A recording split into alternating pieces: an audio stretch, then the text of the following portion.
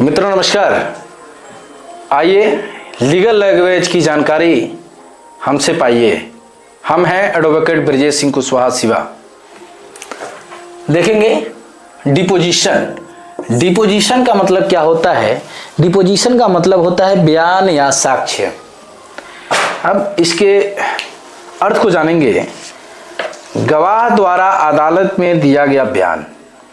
हम जिस डिपोजिशन को पढ़ रहे हैं, आपको हम बता रहे हैं, वह गवाह के द्वारा अदालत में दिया गया बयान है। जब गवाह न्यायालय में सच बताता है तो उसे डिपोजिशन कहा जाता है। उसके बाद देखेंगे डिटेंशन यानी हिरासत या नजरबंदी। देखिए, किसी व्यक्ति को अस्थायी रूप से रोक कर रखना ही डिटेंशन होता है। जैसे पुलिस द्वारा किसी व्यक्ति को जांच के लिए रोकना डिटेंशन कहलाता है। कभी कभी सुनते होंगे आप, जब बड़े नेता, जन नेता, बड़े लीडर्स या किसी पार्टी के जब मोमेंट्स, आंदोलन शुरू होते हैं तो उस समय तमाम नेताओं को नजरबंद कर लिया जाता है पुलिस के द्वारा। जिस समय वह नजरबंद करती है वही जो है कि डिटेंशन करते, हिरासत में रखती है, अस्थायी रूप से नजरबंद कर लेती है, वही डिटेंशन होता है। उसके बाद हम देखेंगे डायरेक्शन।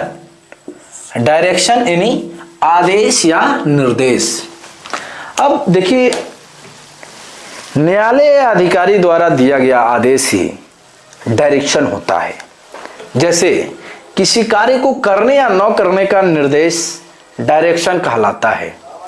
आजकल लोग डायरेक्शन ज़्यादा ला रहे हैं। किसी सिविल मामले हों या फिर फौजदारी के मामले हों, क्रिमिनल के मामले हों, उसमें जो मुकदमे लंबे समय से लंबित हैं उसमें लोग तुरंत हाई कोर्ट जा रहे हैं और वहां से डायरेक्शन ला रहे हैं कि कम समय में खत्म कर दिया जाए।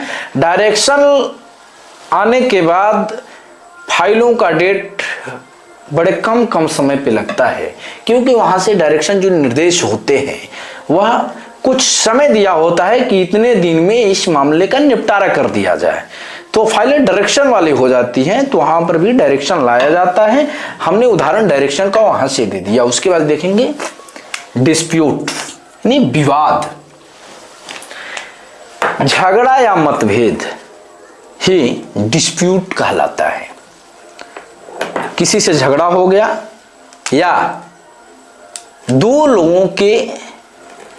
लोगों में मतभेद हो गया। झगड़ा तभी होगा जब मतभेद होगा दो लोगों में। तो जैसे जब पक्षों के बीच किसी अधिकार या संपत्ति को लेकर मतभेद होता है, वह डिस्प्यूट कहलाता है। जैसे यह कलम है और यहां दो व्यक्ति हैं, एक मैं और एक आप। इसको लेकर आप कह रहे हैं नहीं हमारा है, हम कह रहे हैं नहीं हमारा है, तो यहां पे मतभेद हुआ, झगड़ा हुआ। तो ये जो यहां क्या हो गया, डिस्प्यूट हो गया, विवाद हो गया। उसके बाद हम देखेंगे मैट्रिमोनियल डिस्प्यूट यानी पारिवारिक विवाद। ये तो हम डिस्प्यूट विवाद का ही पढ़ रहे थे, लेकिन मैट्रिमोनियल डिस्प्यूट यानी पारिवारिक विवाद। देखिए, पारिवारिक झगड़ा होता है यानी परिवार में किसी से झगड़ा है, विवाद है, तो जो है कि मैट्रिमोनियल डिस्प्यूट कहलाएगा। उसके बाद देखेंगे एग्जिबिट यानी साक्ष्य या प्रमाण वस्तु। अदालत में पेश किया गया दस्तावेज या वस्तु एग्जिबिट कहलाता है। जैसे किसी केस में जो वस्तु या कागज प्रमाण के रूप में दी जाती है उसे एग्जिबिट कहते हैं। न्यायालय में जब मुकदमा चलता है उस बीच हम कोई साक्ष्य देते हैं, साक्ष्य के तौर पर कोई प्रमाण देते हैं, दस्तावेज देते हैं। जैसे गांव में किसी मामले को लेकर सुलह हो गया और सुलह होने के बाद भी लोग जाकर वहां पे मुकदमा कर दिया और सुलह में यहाँ पे स्टैंप लिख ली गई। अगर फैक्ट, अगर उन मुकदमे में अगर फैक्ट इससे मिलता जुलता है, सुलहनामा के आधार का अगर मिलता जुलता है, तो हम उस स्टैंप को उसमें लगा सकते हैं, प्रमाण के रूप में, साक्ष्य के रूप में हम जो है कि एग्जीबिट यानी हम दे सकते हैं।